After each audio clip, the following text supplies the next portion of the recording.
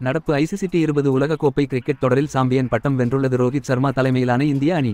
இறுதி வரை போராடி 7 ரன்கள் வித்தியாசத்தில் தோல்வியை தழுவியுள்ளது தென்னாப்பிரிக்க அணி. இதன் மூலம் டி20 உலகக்கோப்பைக்கான கனவு தென்னாப்பிரிக்க அணிக்கு இன்னும் கனவாகவே நீடிக்கிறது. கடந்த 1992 முதல் 5 முறை ஐசிசி ஒருநாள் உலகக்கோப்பையில் இதற்கு முன்பு அரையிறுதி வரை தென்னாப்பிரிக்கா வந்துள்ளது. ஆனால் உலகக்கோப்பையில் அந்த அணி இறுதிப் போட்டிக்கு வந்தது இதுவே முதல் முறை. நாங்கள் சோக்கர் பதற்றத்தில் தவறு செய்யக்கூடியவர்கள் என்ற வார்த்தைக்கு தகுதியானவர்கள்தான். நாங்கள் மீண்டும் சோக்கர்களாக மாறிவிட்டோம். இந்த வார்த்தை கொடுமையானது. இருப்பினும் துணிந்து எதிர்கொள்ள வேண்டும். தலைகுனிந்தால்தான் அதிலிருந்து வெளியே வர முடியும். இந்த வார்த்தைகள் தென்னாப்பிரிக்க அணிக்கு பயிற்சியாளராக இருந்த அந்த அணியின் முன்னாள் வீரர் கேரி கிறிஸ்டன் வேதனையுடன் பத்திரிகையாளர் சந்திப்பில் தெரிவித்தவை. இந்திய அணிக்கு 2011 உலகக்கோப்பையை பெற்றுக் கொடுத்தபின் கேரி கிறிஸ்டனை பயிற்சியாளராக அமர்த்தியது தென்னாப்பிரிக்க கிரிக்கெட் நிர்வாகம்.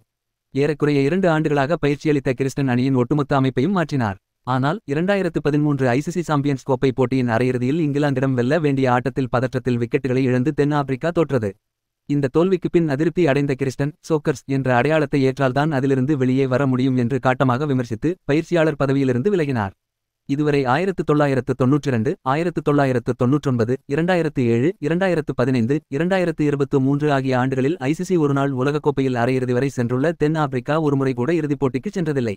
பிறநாட்டு அணிகளுடன் சிறப்பான ஆட்டத்தை வெளிப்படுத்தி ஐசிசி தரவரிசையில் முதலிடத்தை பிடித்தாலும், தரமான பந்துவீச்சாளர்கள், மிரட்டலான பேட்டர்கள் இருக்கும் வலிமையான அணியாக திகழ்ந்தாலும், இதுவரை ஐசிசி நடத்தும் எந்த போட்டியிலும் அரையிறுதியை தென்னாப்பிரிக்கா கடந்தது இல்லை. டி20 உலகக்கோப்பை தொடரில் 2007ஆம் ஆண்டிலிருந்து பங்கேற்கும் தென்னாப்பிரிக்க அணி 2 முறைதான் அரையிறுதி வரை முன்னேறி தோற்றுள்ளது. 2024ஆம் ஆண்டு டி20 உலகக்கோப்பை தொடரில்தான் முதல் முறையாக இறுதிப் போட்டிக்கு வந்தது என்பது குறிப்பிடத்தக்கது.